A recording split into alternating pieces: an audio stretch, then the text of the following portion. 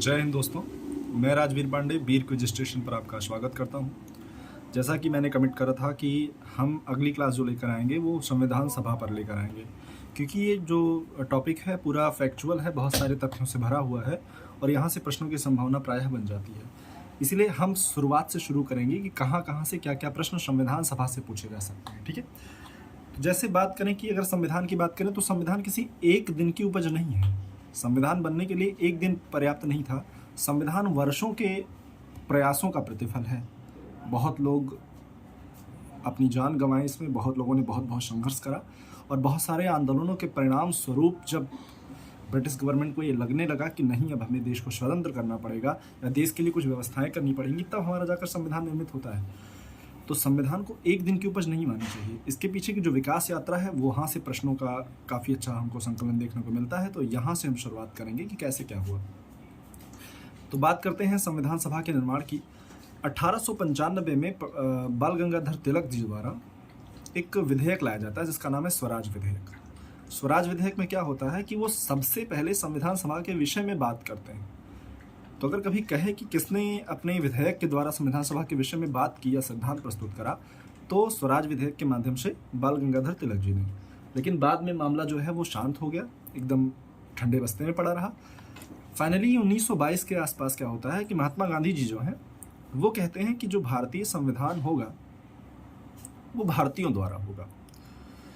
भारतीय संविधान को भारतीयों द्वारा बनाने की बात करते हैं। फिर मामला ठंडा चल रहा था क्योंकि अभी अंग्रेज हैं हमारे यहाँ और हम लोग उतना प्रेशर नहीं डाल पा रहे हैं कि असहयोग आंदोलन हम कर चुके थे, हालांकि उतना प्रेशर हम नहीं डाल पा रहे हैं। क्या होता है फिर आगे चल के 1928 में मोतीलाल नेहरू भी इसके विषय में बात करते हैं अपनी नेहरू रिपोर्ट में।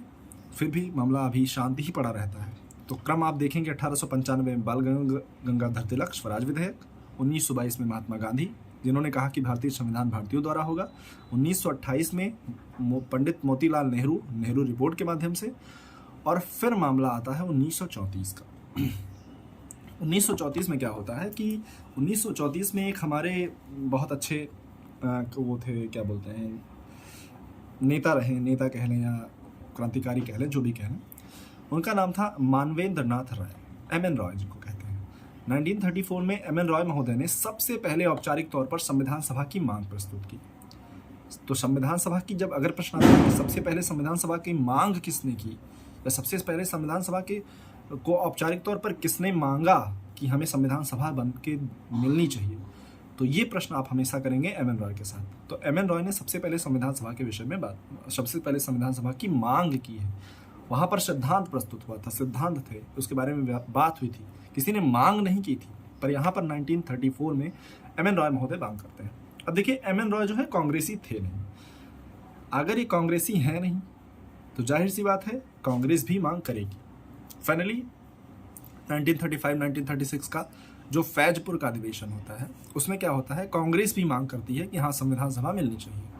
अब अगर एम.एन. रॉय ने करा, फिर कांग्रेस ने करा, कांग्रेस के बाद क्या होता है, पंडित जवाहरलाल नेहरू 1938 में 1938 में पंडित जवाहरलाल नेहरू क्या कहते हैं कि जो भारतीय संविधान सभा बनेगी उसके निर्वाचन का जो आधार होगा वो वयस्क मताधिकार होगा।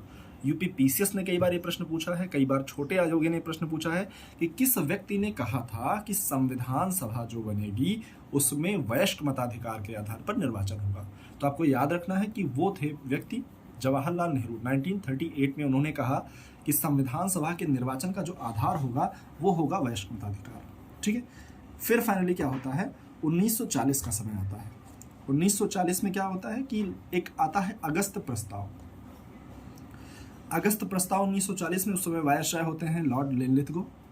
लिनलिथगो के समय पर हम लोग मांग करते हैं जब संविधान सभा की, तो वो क्या कहते हैं, वो कहते हैं कि 1939 में चूंकि विश्व युद्ध शुरू हो चुका था, 1939 से लेकर 1945 तक विश्व युद्ध हुआ है, द्वितीय विश्व युद्ध। तो जाहिर सी बात है उस समय जब हम मांग कर रहे हैं कि कैसे संविधान सभा की मांग हम लोग कर रहे थे उसी बीच, तो लिनलिथगो क्या कहते हैं कि क्योंकि देखिए पहले विश्व युद्ध में क्या हुआ था, महात्मा गांधी जी जो थे उनको इंडियन मतलब सार्जेंट कहा गया, भर्ती करने वाला व्यक्ति कहा गया, क्योंकि उन्होंने पहले विश्व युद्ध में बहुत सारे भारतीय सैनिकों को विश्व युद्ध के लिए तैयार करा। और इसलिए तैयार करा कि हो सकता है अंग्रेज हमारे इस प्रयास से संतुष्ट हो जाएं और उसके बाद वो हमारे लिए कुछ विशेष करना प्रारंभ कर दें, लेकिन ऐसा कुछ हुआ नहीं और गांधी जी भी मुंह की उधर खा चुके थे। तो यहाँ पर गांधी भी मानने को तैयार नहीं थे। लिलितगो प्रस्ताव में या अगस्त प्रस्ताव में क्या होता है? अगस्त प्रस्ताव में ये होता है कि वो कहते हैं कि हम आपको संविधान सभा तो बनाकर दे देंगे, हमको कोई दिक्कत नहीं, बहुत आसानी से संविधान सभा बनाकर दे देंगे, लेकिन आपको युद्ध में हमारी मदद करनी पड़ेगी। अब हम युद्ध में मदद करेंगे नहीं, वो हमको संविधान सभा इस शर्त पर बना के देंगे जब हम उनकी युद्ध में मदद करेंगे। दूसरी बात कहते हैं कि हम आपको औपनिवेशिक राज्य देंगे, औपनिवेशिक राज्य का दर्जा दे देंगे। अब ये बताइए कि जब हम लोग लाहौर में रावी नदी के तट पर तिरंगा फहराकर पूर्ण स्वराज की मांग कर चुके हैं 1929 में, अब हम औपनिवेशिक राज्य लेकर करेंगे क्या? आपको ये पता होगा 26 जनवरी वाला मामला 1929 में। तो 1929 का जो मामला था वो लाहौर में रावी नदी के तट पर मध्य रात्रि में तिरंगा फहराया गया पंडित जवाहरलाल नेहरू की अध्यक्षता में, और वहां पर कहा गया कि हमको पूर्ण स्वराज चाहिए, हम औपनिवेशिक राज्य लेकर नहीं रहेंगे। औपनिवेशिक राज्य का मतलब आप जान लीजिए क्या होता है। जैसे मान लीजिए कि आपकी आंतरिक नीतियां तो आपके पास होंगी, आप अपना शासन वगैरह छोटे मोटे स्तर पर कर सकेंगे, लेकिन आपका कर्ता धर्ता या आपको बाह्य कोई संबंध रखना है तो उसको डिसाइड करेगा वो जो आपके ऊपर शासन कर रहा है। तो हम औपनिवेशिक राज्य का दर्जा नहीं चाहते थे, क्योंकि हमने 1929 में ही ये प्रस्ताव पास कर लिया था कि हम जो है एक पूर्ण स्वराज बनेंगे, और इसी चक्कर में हमने 26 जनवरी 1930 को पहला स्वाधीनता दिवस भी मना लिया। परिणाम क्या हुआ कि ये जो अगस्त प्रस्ताव था वो अपने उद्देश्यों में विफल हो गया। अगस्त प्रस्ताव विफल हो गया। फिर 1942 में क्रिप्स मिशन आता है। Cripps mission 1942। क्रिप्स मिशन में क्या होता है? क्रिप्स मिशन में ये होता है कि वहाँ पर भी यही बात की जाती है कि यदि भारतीय युद्ध में हमारी मदद करते हैं तो हम उनको पूर्ण औपनिवेशिक राज्य का दर्जा देंगे, हम उनको पूर्ण औपनिवेशिक राज्य का दर्जा देंगे और युद्ध समाप्ति के पश्चात संविधान सभा बनाकर दे देंगे। ये चीजें नोट कर लीजिएगा कि किसमें क्या हो रहा है। 1942 में क्रिप्स मिशन कहता है कि यदि आप या भारतीय, कांग्रेस से जाहिर सी बात कह रहा है क्योंकि कांग्रेस उस समय का सबसे बड़ा दल था, तो वो कह रहे हैं कि यदि भारतीय विश्व युद्ध में हमारी मदद करते हैं तो हम संविधान सभा बनाकर देंगे युद्ध के पश्चात, और आपको पूर्ण औपनिवेशिक राज्य का दर्जा भी प्रदान करेंगे। लेकिन हम फिर वही कह रहे हैं कि हमने 1929 में प्रस्ताव पास कर लिया है कि हमको पूर्ण स्वराज चाहिए, औपनिवेशिक राज्य हम किसी कीमत पर स्वीकार नहीं करेंगे, तो मामला फिर यहाँ ठंडे बस्ते में जाएगा। तीसरी बात क्या होती है इसमें? एक मामला तो ये हमको पूर्ण स्वराज देने की बात, औपनिवेशिक राज्य बनाने की बात कर रहे हैं, हमको चाहिए पूर्ण स्वराज। दूसरी बात, आप जानते होंगे कि जिन्ना महोदय की पाकिस्तान की मांग जो थी वो बहुत ज़्यादा बलवती हो चुकी थी। अब वो पाकिस्तान के अतिरिक्त किसी और चीज़ से संतुष्ट थे ही नहीं, और क्रिप्स मिशन जो आया उसने कहीं भी भारत विभाजन की बात नहीं की। जब भारत विभाजन की बात नहीं की मित्रों, तो क्या होगा? जिन्ना महोदय नाराज हो जाएंगे, और जिन्ना नाराज हो जाएंगे तो जाहिर सी बात है कि क्या होगा? क्रिप्स मिशन अपने उद्देश्यों में विफल हो जाएगा। तो कई बार प्रश्न यूपीपीसीएस ने पूछा है कि क्रिप्स मिशन अपने उद्देश्यों में असफल क्यों रहा, तो आपका उत्तर होगा कि जिन्ना की सांप्रदायिक मांगों के कारण क्रिप्स मिशन अपने उद्देश्यों में असफल रहा। अब क्रिप्स मिशन से एक बहुत बेहतर सवाल आता है, बहुत बेहतर प्रश्न बनता है। उसमें प्रश्न आता है कि किसने क्रिप्स मिशन को डूबते बैंक का पोस्ट डेटेड चेक कहा? तो देखिए, इस पर बहुत टेक्निकल चीज है। अगर आपसे प्रश्न पूछता है कि किसने क्रिप्स मिशन को पोस्ट डेटेड चेक की संज्ञा दी या उत्तर दिनांकित चेक की संज्ञा दी, तो आप बताइएगा महात्मा गांधी, क्योंकि महात्मा गांधी ऐसे व्यक्ति थे जिन्होंने कहा कि क्रिप्स मिशन एक उत्तर दिनांकित चेक है, एक पोस्ट डेटेड चेक है। और इसी सेंटेंस में पंडित जवाहरलाल नेहरू जी ने क्या जोड़ दिया? उन्होंने जोड़ दिया टूटते बैंक का या डूबते बैंक का। तो जब पूरा सेंटेंस कभी पूछेगा कि डूबते बैंक का पोस्ट डेटेड चेक किस मिशन को कहा गया? क्रिप्स मिशन को। किसने कहा? महात्मा गांधी ने। अगर स्पेशलाइज करके वो पूछता है कि किसने इसमें टूटता बैंक या डूबता बैंक या क्रैशिंग बैंक जोड़ा, तो आपका उत्तर होगा जवाहरलाल नेहरू। लेकिन अगर पूरा सेंटेंस पूछता है टूटते बैंक का पोस्ट डेटेड चेक, तो आपको महात्मा गांधी के साथ जाना होगा, क्योंकि आयोग इन्हीं को लेकर चल रहा है। ठीक है, अ पोस्ट डेटेड चेक अपान अ क्रैशिंग बैंक, ये पूरा सेंटेंस इसका बन जाता है। तो क्रिप्स मिशन अपने उद्देश्यों में असफल हो जाता है, मामला ठंडे बस्ते में चला जाता है। लेकिन आपको जानकर हर्ष होगा कि 1945 में ब्रिटेन में चुनाव हो जाता है। 1942 में क्रिप्स मिशन के समय ब्रिटेन का प्रधानमंत्री कौन है? विंस्टन चर्चिल, वही व्यक्ति जिसने महात्मा गांधी को गाली दी थी। महात्मा गांधी को एक अर्धनग्न फकीर की संज्ञा दी थी, अर्धनग्न फकीर कहा था। उसका पूरा सेंटेंस तो आप सुनेंगे तो महात्मा गांधी के विषय में बड़ा बुरा हो जाएगा, इसलिए मैं नहीं कहूँगा, लेकिन उसने अर्धनग्न फकीर कहा। परीक्षाओं में प्रश्न भी पूछा गया कि किसने महात्मा गांधी को अर्धनग्न फकीर की संज्ञा दी? विंस्टन चर्चिल ने। अब ये बताओ, महात्मा थे वो गांधी जी, भाई उन्होंने अपने स्वार्थ को परे रखकर, नहीं तो चाहता व्यक्ति तो बैरिस्टर था, बहुत ज्यादा कुछ कर लेता, लेकिन अपने स्वार्थ को परे रखकर उस व्यक्ति ने देश की रक्षा और देश को एक सूत्र में पिरोने का कार्य किया। अब ऐसे व्यक्ति को अगर कोई गाली देगा तो ये बताइए क्या भगवान या ईश्वर उसका साथ देगा? बिल्कुल नहीं देगा। और यही होता भी है। 1945 में ब्रिटेन में चुनाव होता है और ब्रिटेन में चुनाव के पश्चात चर्चिल महोदय चुनाव हार जाते हैं। और जब चर्चिल चुनाव हार जाते हैं तो चुनाव जीतता कौन है? लेबर पार्टी के चुनाव जीतते हैं क्लीमेंट एटली। अब लेबर पार्टी के क्लीमेंट एटली बन जाते हैं ब्रिटेन के प्रधानमंत्री, क्योंकि लेबर पार्टी एक उदारवादी दल था और उदारवादी दल तो था ही जो था, लेकिन अब अमेरिका, ऑस्ट्रेलिया, चीन जैसे देश भारत को आज़ाद कराने के लिए ब्रिटेन पर दबाव भी डालना प्रारंभ कर देते हैं। और इनका उद्देश्य आप जान सकते होंगे कि ब्रिटेन पर दबाव क्यों पड़ रहा है। ब्रिटेन पर दबाव पड़ने का उद्देश्य ये था कि भारत को आज़ाद करो, हम लूटे खसोटे। जाहिर सी बात है, भारत बहुत बड़ी जनसंख्या वाला देश है, बहुत बड़ा बाजार है, तो जब आप या कोई देश उस पर पहले आधिपत्य जमा के बैठा होगा, वो नहीं हटेगा, तब तक दूसरा देश आएगा कैसे भाई? तो ये लोग दबाव डालते हैं कि हम लूटे खसोटे, इसीलिए वो लोग दबाव डालते हैं कि भारत को आज़ाद किया जाए। और आपको पता होगा उसी बीच में 1945 में ही यूएनओ का गठन हो जाता है, संयुक्त राष्ट्र संघ का गठन हो जाता है। तो जब ये दबाव पड़ता है तो फिर फाइनली क्लीमेंट एटली महोदय भारत में एक दल भेजते हैं जिसका नाम है कैबिनेट मिशन। ये जान लीजिए, बहुत बेहतर प्रश्न पूछेगा यहाँ से कि कैबिनेट मिशन के समय ब्रिटेन का प्रधानमंत्री कौन था? तो कैबिनेट मिशन के समय ब्रिटेन के प्रधानमंत्री थे क्लीमेंट एटली। और कैबिनेट मिशन भारत आता कब है? तो मार्च 1946 में कैबिनेट मिशन भारत आता है, जिसमें 3 सदस्य होते हैं। कौन कौन? स्टैफोर्ड क्रिप्स होते हैं, एबी अलेक्जेंडर होते हैं और पैथिक लॉरेंस होते हैं। पैथिक लॉरेंस महोदय कैबिनेट मिशन के अध्यक्ष होते हैं। प्रश्न ये भी यूपीपीसीएस ने ही पूछ रखा है कि पैथिक लॉरेंस या कैबिनेट मिशन का अध्यक्ष कौन था, या कभी प्रश्न पूछ लेगा कि निम्न में से कौन कैबिनेट मिशन का सदस्य नहीं था, तो आपको 3 नाम याद रखने हैं, Pethick Lawrence, Stafford Cripps, A V Alexander. ये तीनों व्यक्ति कैबिनेट मिशन के सदस्य थे, जिसमें अध्यक्ष थे पैथिक लॉरेंस। अगर पैथिक लॉरेंस के पद की बात करें तो पैथिक लॉरेंस भारत के राज्य सचिव थे। स्टैफोर्ड क्रिप्स की बात करें तो यह व्यापार बोर्ड के अध्यक्ष थे। और अगर ईवी अलेक्जेंडर की बात करें तो ये नौसेना मंत्री थे। ये 3 व्यक्ति भारत कैबिनेट मिशन के साथ आते हैं। अब कैबिनेट मिशन जब भारत आता है तो अपनी कुछ सिफारिशें रखता है, अपनी कुछ, क्योंकि संविधान सभा का निर्माण करने और भारत विभाजन करवाने का प्रस्ताव लेकर वो आया था।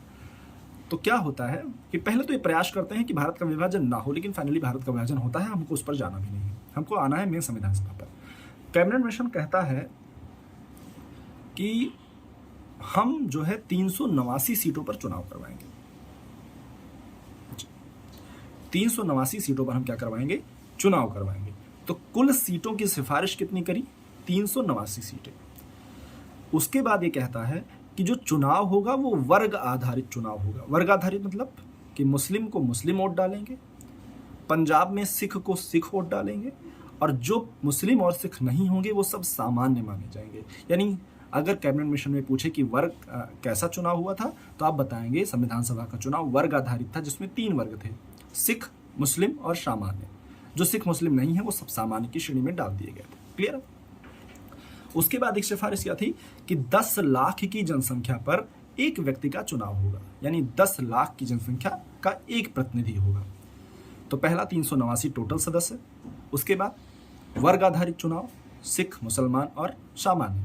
तीसरा 10 लाख की जनसंख्या पर एक व्यक्ति होगा, और ये जो चुनाव होगा ये प्रत्यक्ष निर्वाचन ना होकर प्रांतीय विधानसभाओं द्वारा अप्रत्यक्ष निर्वाचन का परिणाम होगा। किसका परिणाम होगा? प्रांतीय विधानसभाओं द्वारा अप्रत्यक्ष निर्वाचन का परिणाम होगा। तो ये 4 सिफारिशें आपको याद रखनी है। अब हम आते हैं सीटों के विभाजन पर क्या हुआ। तो टोटल सीटें कैबिनेट मिशन ने जो रखी थी संविधान सभा के लिए वो थी 389 सीटें, जिसमें से 296 सीटें थी ब्रिटिश भारत के लिए, जो 11 गवर्नरों के प्रांतों से थी। क्लियर है? 296 सीटें उनके लिए बाकी बची जो 93 सीटें थीं वो थीं देसी रियासतों के लिए। तो ये चुन के आने थे और देशी रियासतों से जो राजा मनोनीत कर देता या रियासत का जो स्वामी था, नवाब था, वो मनोनीत कर देता, वही व्यक्ति आ जाते। लेकिन आप एक बात बताइए, जुलाई अगस्त माह में चुनाव होना था। अब हुआ क्या कि जब जुलाई अगस्त माह में चुनाव होना था तो आपको पता है संविधान सभा आई किसके लिए? संविधान बनाने के लिए। अगर संविधान बन जाएगा तो देश में संविधान लागू हो जाएगा, और जिस देश में संविधान लागू है वहां कोई राजा नहीं होता है, हर व्यक्ति संविधान के सम्मुख बराबर होता है। तो आप बताओ कि जो उस समय की देसी रियासतें थीं, क्या वो संविधान सभा के चुनाव में भाग लेना चाहेंगी? क्या वो चाहेंगी कि संविधान बने? बिल्कुल नहीं चाहेंगी। इसीलिए 93 देशी रियासतों ने चुनाव नहीं लड़ा और उन्होंने संविधान सभा के चुनाव में भाग लेना स्वीकार नहीं किया।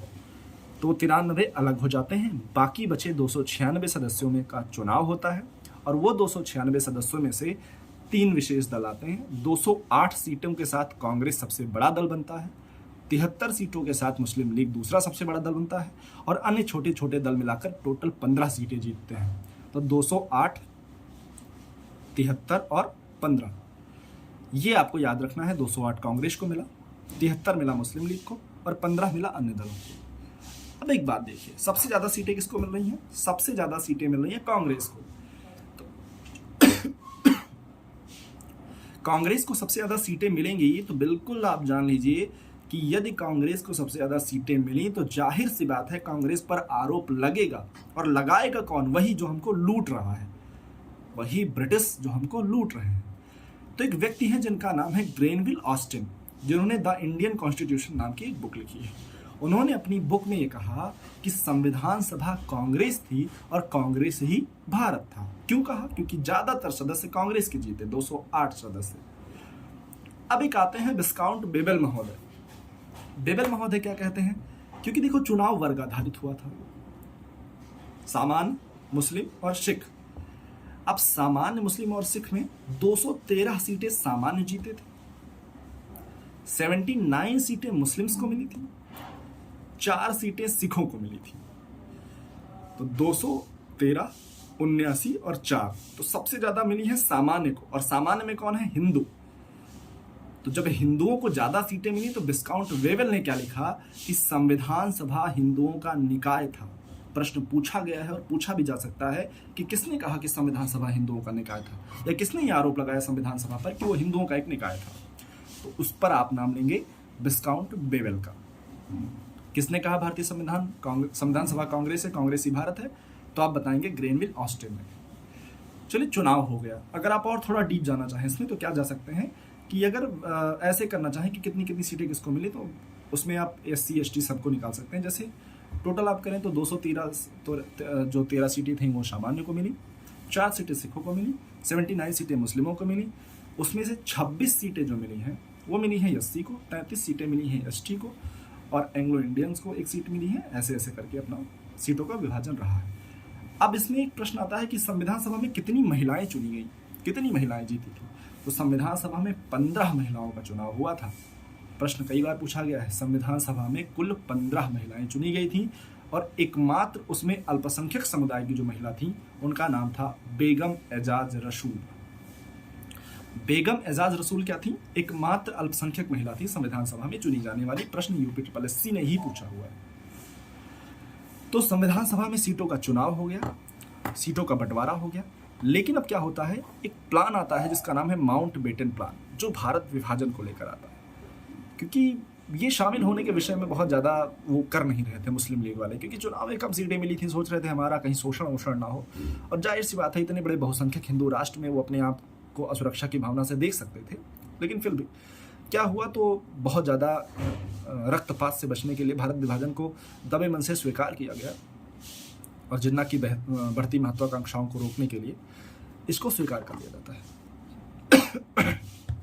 अब क्या होता है कि जो माउंटबेटन प्लान आता है, माउंटबेटन प्लान भारत का विभाजन करवाता है, जिसमें वो 3 तर्क रखता है। क्या रखता है कि जो रियासतें चाहें वो भारत में विलय हो सकती हैं, जो रियासतें चाहें पाकिस्तान में विलय हो सकती हैं, और जो रियासत चाहे वह स्वतंत्र अस्तित्व बनाए रख सकती है। 3 प्रस्ताव रखा जाता है। जो रियासतें चाहें भारत में विलय हो सकती हैं, जो रियासतें चाहें स्वतंत्र रह सकती हैं और जो रियासतें चाहें वह पाकिस्तान में विलय हो सकती हैं। अब देखिए, अधिकांश रियासतों को चाहे डर से चाहे दबाव से हमने भारत में शामिल कर लिया, लेकिन जो 3 रियासतें थी भारतीय क्षेत्र में, वर्तमान भारतीय क्षेत्र में, वो नाटक करने लगी। कौन कौन? एक जम्मू कश्मीर के महाराजा हरि सिंह, एक गुजरात में जूनागढ़ के नवाब और एक हैदराबाद के नवाब। ये तीनों महोदय क्या करने लगे? ये कह रहे थे कि हरि सिंह महोदय क्या कह रहे थे कि हम नहीं रहेंगे, हम स्वतंत्र शासक बन के रहेंगे। जूनागढ़ वाले चाचा कह रहे थे कि हम या तो पाकिस्तान में मिलेंगे या तो हम अकेले रहेंगे। और यही सेम चीज हैदराबाद वाले चाचा कह रहे थे। समस्या ये हो गई कि आज वर्तमान परिदृश्य में आप हैदराबाद को देखें तो भारत के हृदय में स्थित है। अब ये बताओ, भारत के हृदय में आप स्थित हो और आप ये कह दो कि मैं पाकिस्तान में विलय होऊंगा, तो हमारे देश के अंदर एक देश बन जाएगा। जैसे आप दक्षिण अफ्रीका को उठाकर देख लीजिए, दक्षिण अफ्रीका के अंदर आपको एक देश मिलेगा। आप इटली को उठाकर देख लीजिए, उसमें इटली की राजधानी रोम शहर के अंदर आपको एक देश मिलेगा। तो ऐसी परिस्थिति, चलिए एक सहिष्णु राष्ट्र हो तो हम स्वीकार कर लें, एक ऐसा राष्ट्र जो सांप्रदायिकता के आधार पर निर्मित हुआ है, जिसका काम ही रक्तपात है, हम उसे कैसे भारत के हृदय स्थल में स्वीकार कर लें? ये समस्या हमारे सामने आ गई। अब हमको क्या करना पड़ा? हमको भारत के लौह पुरुष को आगे लाना पड़ा। केवल लौह पुरुष का नाम लेना एक व्यक्ति के साथ अन्याय हो जाएगा, जिनका नाम है बीपी मेनन। तो बीपी मेनन और सरदार वल्लभ भाई पटेल, ये 2 व्यक्ति गए। महाराजा हरि सिंह को भी जैसे भी परिस्थितियां बनी, जब उन पर पाकिस्तानी कबीलाई आक्रमण हुआ, तो वो भी डर वर के फिर भारत में विलय पत्र पर हस्ताक्षर कर दिए। तो हमने वहां पर विलय पत्र पर हस्ताक्षर करके उन्हें शामिल कर लिया।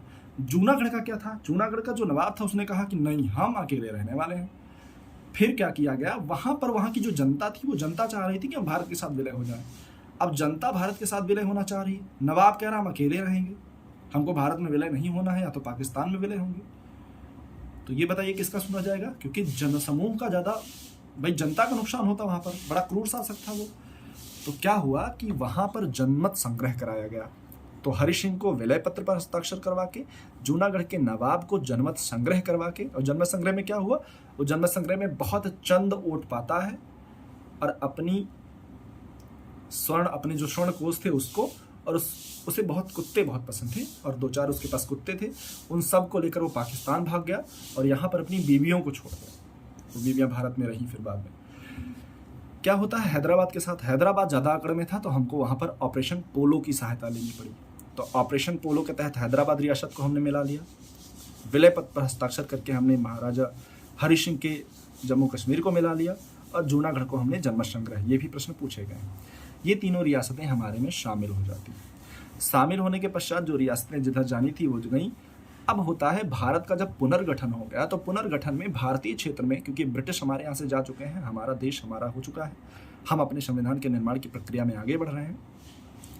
तो हुआ क्या कि हमारे वर्तमान में, जैसे हमने देखा था, 296 सीटें हमको मिली थी ब्रिटिश भारत के लिए और 93 सीटें देसी रियासतों के लिए।